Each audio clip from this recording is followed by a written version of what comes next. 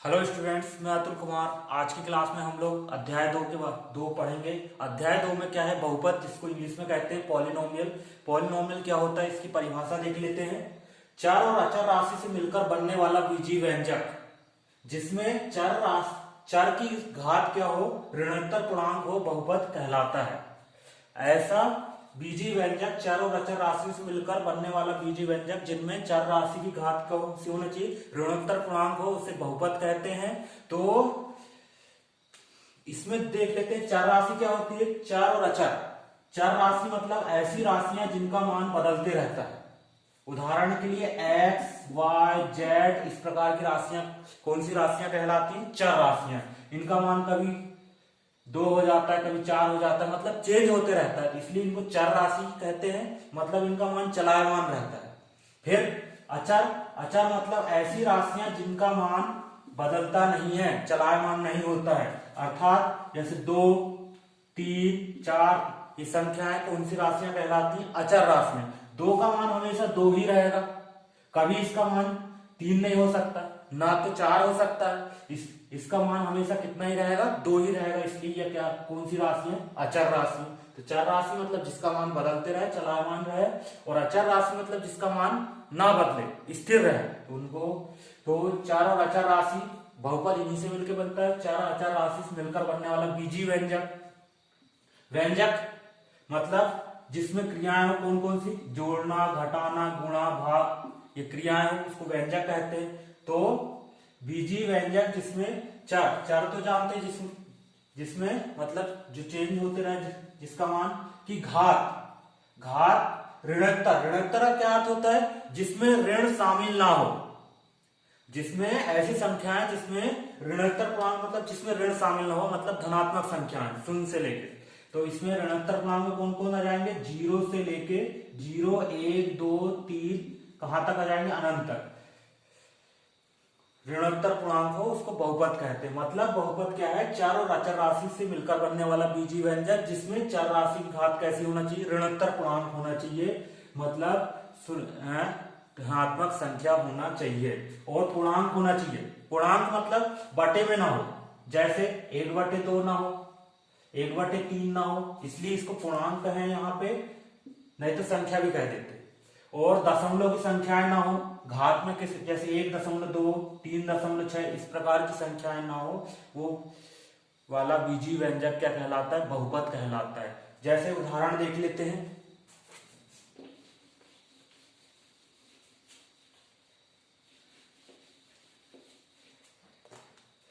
सबसे छोटा बहुपद जैसे 5x धन 6, ये क्या है? बहुपद है।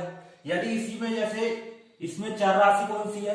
x है, और अचर राशि कौन कौन सी है? अचर राशि है 5 और क्या है? 6 है। यदि इसी को इस प्रकार लिख लेते, एक बहुपद, एक बीजीय व्यंजक इस प्रकार लिख लेते, 5x की घात 1/2 धन 6, क्या ये बहुपद कहलाएगा? ये बहुपद नहीं कहलाएगा। क्यों? क्योंकि इसमें चर राशि की घात क्या है? ऋणोत्तर तो है, लेकिन क्या नहीं है? पूर्णांक नहीं है, बटे में लिखी हुई है, परिमेय संख्या के रूप में लिखी हुई है, इसलिए ये क्या कहलाएगा? बहुपद नहीं कहलाएगा। और यहाँ पे चर राशि x है, इसकी घात कुछ नहीं लिखी, मतलब कितना? 1 लिखी है, तो ये कौन सी, ये क्या कहलाएगा? बहुपद कहलाएगा। अब बहुपद के प्रकार देख लेते हैं। तो रैखिक बहुपद किसे कहते हैं? ऐसा बहुपद जिसकी घात कितनी हो? 1 हो। मतलब इसमें चर राशि की अधिकतम घात कितनी होना चाहिए?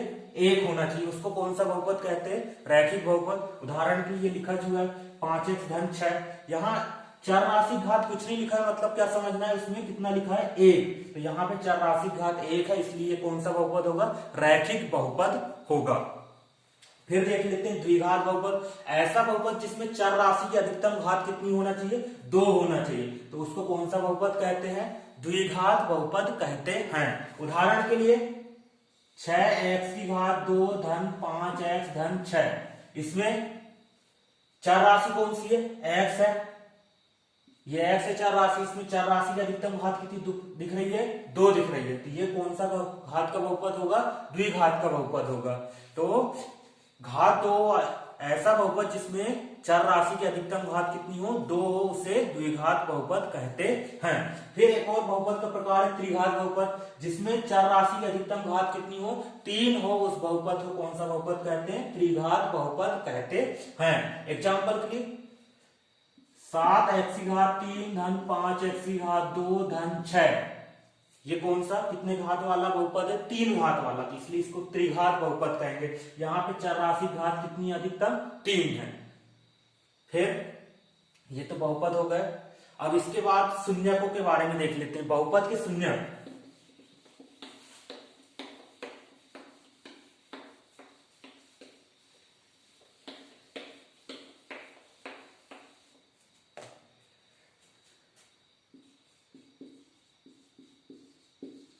बहुपद के शून्यक,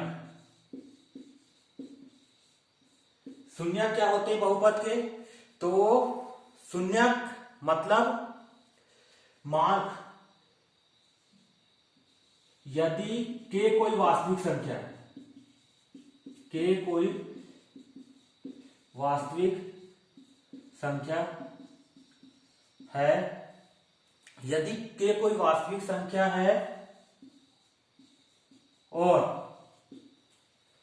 p के बराबर कितना आ रहा है, 0। यहां पे यदि k कोई वास्तविक संख्या और p के बराबर 0 आ रहा है तो k को बहुपद किसका, बहुपद px का क्या कहते हैं, शून्यक कहते हैं, शून्यक कहते हैं।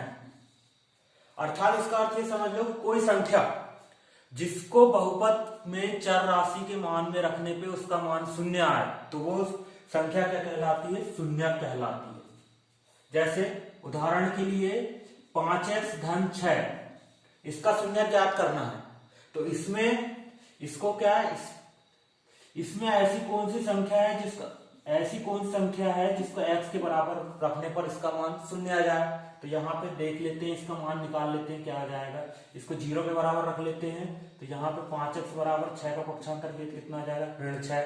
फिर x बराबर कितना मिल जाएगा, 5 का पक्षांतर किए तो ऋण 6/5, तो इसका शून्यक क्या हो जाएगा, ऋण 6/5। यहाँ पे x में कितना रखने पर, x बराबर ऋण का 6/5 रखने पर इस बहुपद का मान शून्य आ जाएगा, इसलिए इसका शून्यक कितना होगा, ऋण 6/5। इसके बाद स्टूडेंट्स प्रश्नावली 2.1 देखते हैं, इसके प्रश्न करने की कोशिश करते हैं।